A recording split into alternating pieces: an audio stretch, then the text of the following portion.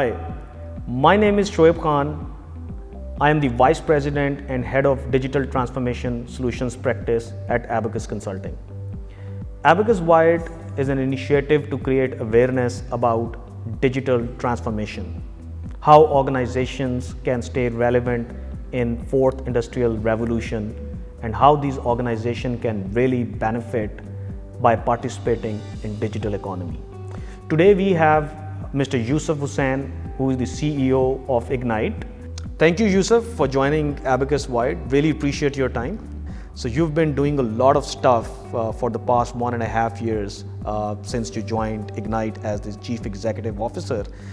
So we just wanted to understand what you have been doing to promote the digital economy of Pakistan, what are the initiatives that you're working on, and what are the really exciting areas which you think you want to share with us. First of all, before I begin, let me just say that ever since I did my first startup, which was Crestsoft Inc. back in early 90s, one has been involved in the digital economy. And even before joining Ignite, I launched an accelerator and worked with a bunch of companies. Right. I was managing angel fund and probably heard pitches from maybe 150 companies. At Ignite, we are doing some exciting stuff, like you mentioned. Number one, under the direction of the board and in consultation with the board, obviously, and the IT minister, we are rolling out incubators. In the last year and a quarter, we've rolled out 3. We are sitting in one of them in Lahore, NIC Lahore, and then we had Islamabad back in February of last year. We had Peshawar first week of this year, and we hope to launch Karachi and Quetta first half of May. So we hope to have 170 plus startups in here by the end of this year. So that is hopefully going to be a great source of innovation in the country. In addition to that, we fund startups and innovative projects, about 5 or 6 a quarter, and we launched a program to train 1 million people in intermediary and basic skills, digital skills. You know, you talked about digi skills. Are we ready for the digital future? Insofar as Pakistan is concerned, we need certain skill sets and more than that, certain attitudes and mindset to participate in the fourth industrial wave. This includes, for example, people with initiative, people with creativity. Otherwise, as we discussed earlier, a bunch of repetitive tasks, be they mental or be they physical, are getting replaced by AI and robotics. So therefore, these are the skills at a premium, initiative and creativity. In Pakistan, are we prepared? Who is ever really prepared? But in Pakistan, we are perhaps less prepared than many other countries. And that is why we are working on these things, such as rolling out 3G, 4G very quickly, which has happened in the last few years, such as the kind of incubators and innovation that we are trying to do, such as some of the things which Planning Commission has done in terms of setting up R&D centers for robotics and AI and cybersecurity and cloud, trying to move toward open data so that government shares its data, open APIs, and such as some of the things Punjab IT Board has done in terms of e-government. Keeping in mind what's happening in US, in China, in the other part of the emerging countries, where do we stand? I think that Chinese progress is just astounding. In real dollars and real income, they have grown 35 times in the last 40 years. So to take an economy of that size, which is not a city-state like Singapore or Hong Kong, at that kind of a growth trajectory is just amazing. And we know that whether it's in robotics, whether it is in transportation, in AI, in supercomputing, there are so many areas where they are catching up or they have even surpassed in some areas the United States. So it's they have transitioned from a kind of knowledge transfer, investment-based economy now to a innovation-based economy where they are getting closer to the frontier of innovation. Generally, what we see is that the United States had a more kind of organic growth. Venture capital sprouted up. Government played a role definitely, because they funded projects in Hewlett Packard or Fairchild Semiconductor, which was the parent of Intel. But they took a certain amount of years or decades But other countries seeking to catch up quickly and not take the same 70 years, like Israel or India, they brought in the Startup India package or Digital India that you were mentioning earlier, or Israel brought in its incubator program and its YOSMA program, Fund of Funds. And the most, I think, tightly kind of strategic plan, tightly knit plan is China. Now, coming to Pakistan, at this time, we do have our 5-year plans, but they are not as closely implemented and integrated as the Chinese 5-year plan. Right. The Pakistan 5-year plan is more of a guideline, and the process of funding kind of loosely follows that. Right. But certainly, I would agree with you that at a federal level, there must be more coordination between, for example, what are the particular fourth industrial wave technologies that are impacting certain verticals in Pakistan, be that textile or food and beverages, or even something you want to grow more like electronics. Right.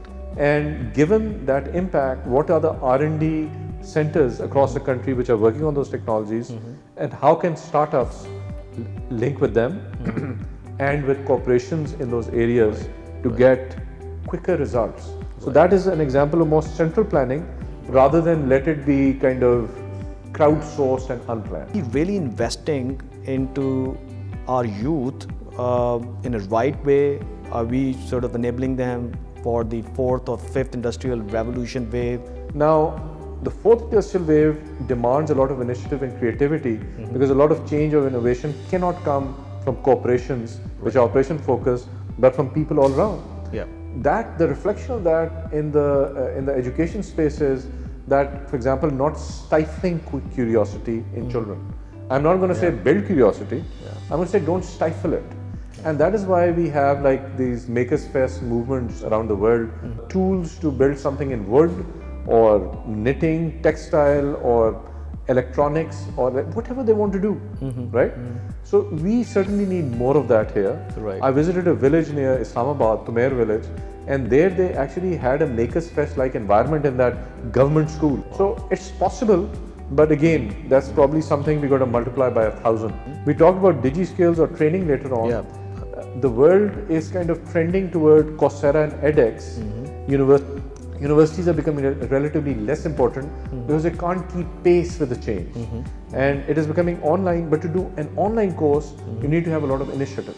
Right. Even in the US in random courses, the random free courses, the completion rate is in single-digit percentage. So you need initiative, you need creativity. If you don't have creativity, you can be replaced by AI automation. So we need to, we have been able to demonstrate this in bits and pieces. We need to multiply it by 10,000. How we can motivate everyone to participate in an ecosystem instead of creating their own ecosystem. You know, it takes time to change mindset. So we discussed an industrial wave or third or second industrial wave, electricity, steam engine, paradigm or mindset, which said a supervisor tells people what to do, a teacher tells children what to learn. And it takes time to change these mindsets. Right. Now, a new kind of paradigm that we are moving toward with something like Internet of Things, connecting devices, with 3G, 4G, connecting so many people, and with blockchain is connectivity, deep connectivity. And I think it's Metcalfe's law which says the power of a network increases by n squared, where n is the number of nodes. So the network is very powerful. The more silos you have, as we know from enterprises, the less efficient it is, the less the creative flows. Right. So that's kind of the mindset of the philosophy behind it. Right. But certainly we are headed to even more deeply connected world, even a world where it's going to be a huge paradigm shift where we don't have a federating authority, a central authority, but everybody just implementing the social contract at peer-to-peer level, which is blockchain. Right. So getting to that future, which may be 2 years out or 5 years or even 10 years out in terms of having widespread impact, we certainly need to open up our data. We need to become more transparent organizations. Whether that's government data or telco data or bank data, energy data, electricity data, open up, people look at it, people analyze it, people learn from it, people build applications to leverage it and to benefit from it. When do you see a unicorn in Pakistan? In what year? Unicorn is a billion-dollar company. Yeah. First of all, unicorns may be easier to do in larger economies like the US, China, and India. There's another term which emerged called ponies, which is $100 million valuation. Yeah. Now, when Ant Financial invested $185 million in Easy Pesa, valuing it at $400 million plus, to me that was a unicorn / pony. Government institutes, when would they be ready to? Digitization is probably a big word, but when they would start to automate and then go towards the digitization. Okay. I'm just representing Ignite. Right. And Ignite is a technology innovation fund. Okay. Because it's a part of the Ministry of IT, I can speak to some of the achievements there. Right. But generally speaking, remember Nadra, I think, is one of the most sophisticated national population databases in the world. Yeah. It's a very good I example. think that the broadband penetration and the smartphone usage is showing some very healthy signs. Right. This is some of the underlying infrastructure. Right. So I think that, and then we have organizations like PRAL or PITB or some other ones who have made some good headway as well. I agree.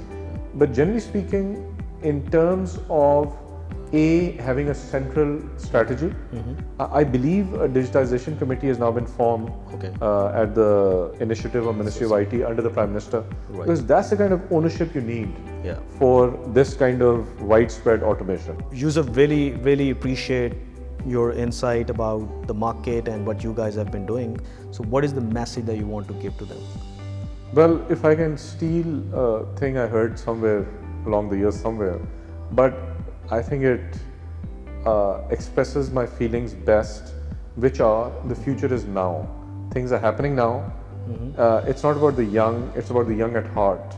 Somebody may be 13 or they may be 70 years old. If they're willing to learn, to take risks, to show initiative, they have the tools in their hands. They have the education tools in their hand. They have, they can get training when they have access to 3G, 4G. They can participate in the global economy through freelancing. They can set up startups. There's a lot of support for startups. The tools are in everybody's hands who wants to do something right now.